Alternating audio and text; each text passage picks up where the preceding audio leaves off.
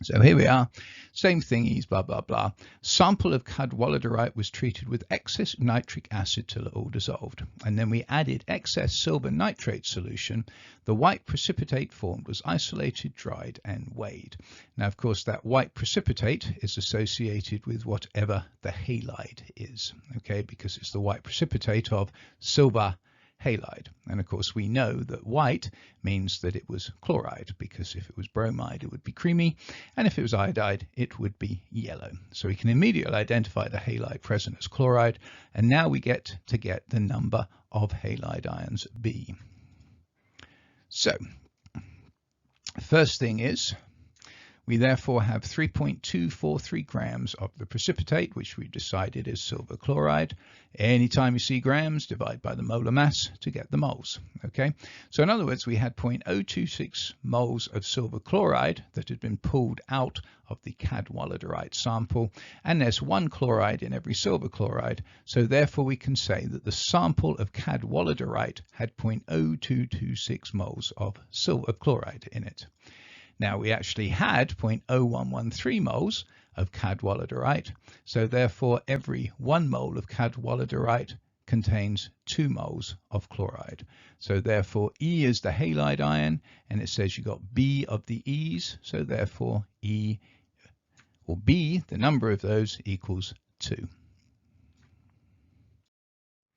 So we can now stay on these types of percent composition questions with 3 more taken from various years of exams.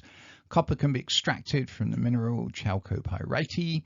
The mineral is smelted by heated by air. We actually balanced this equation earlier on. A sample of rock contains 1.3% by mass of chalcopyrite. Assuming this is the only sample of copper in the rock, calculate percent by mass of copper in the sample. Well, molar mass of chalcopyrite is the copper plus the iron plus 2 sulfurs, so that equals 185.5 grams per mole.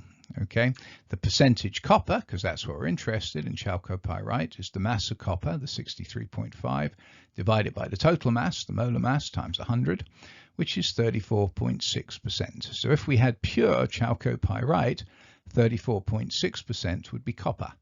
But our rock is not pure chalcopyrite, it's 1.3% chalcopyrite. So therefore the copper in the sample is going to be 1.3% of 34.6%, which is 0.45%. Many rocks contain carbonate anions, also contain mixture of cations. We can find the ratio of the amounts of different cations.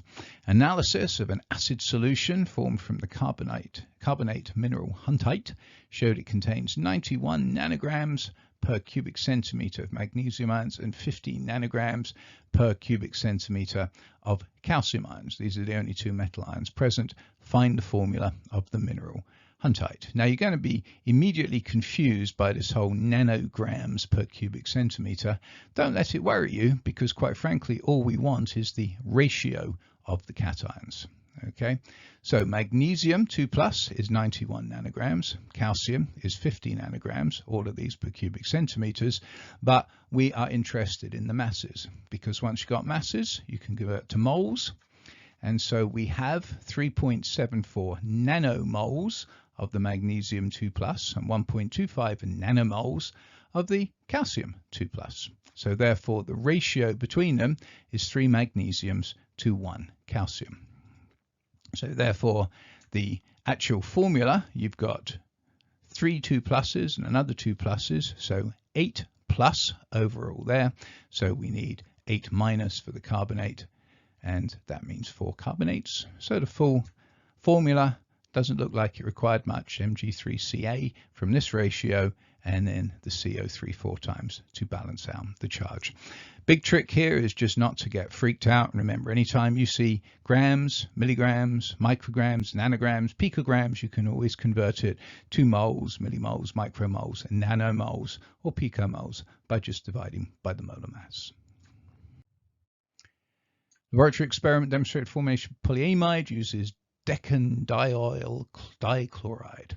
After use, a bottle containing the decanediol dichloride can become contaminated with decandioic acid, Analysis 3.5 gram sample of the contaminated showed it contained 0.977 grams of chlorine by mass. And the chlorine is only in the good stuff. Calculate the percent purity of this sample. Wow. So, numerous ways one can do this because it is all just about ratios. The way I would do it is to say that the pure stuff contains 2 chlorides, okay, and the molar mass of 2 chlorides is 71 grams per mole, okay. The percent chloride, therefore, in this decandiol dichloride is the 71 from the chloride divided by the total molar mass, 239.1 times 100%, or 29.7%. So if we have pure stuff, 29.7% of it is chloride. Okay. However, in our contaminated sample, we find that it's 0.977 grams of chlorine by mass in 3.5 grams, which is only 27.9%. It should be 29.7, it's only 27.9. Therefore, the percent purity is just the 27.9 that we have divided by the 29.7 that we should have times 100, or 93.9%. Tons of other ways you could have done that. That for me is one of the simpler ones because it utilizes directly the information you're given associated with chlorine.